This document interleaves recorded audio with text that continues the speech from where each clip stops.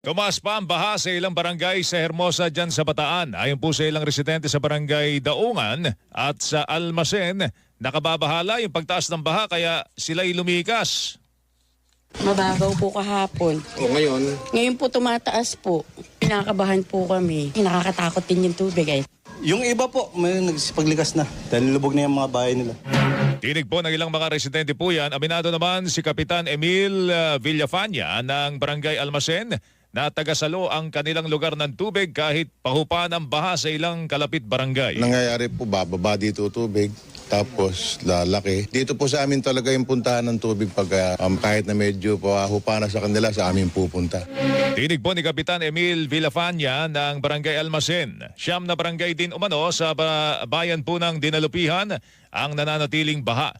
Ayon kay Dinalupihan RRMO Chief Catherine Montemayor, may problema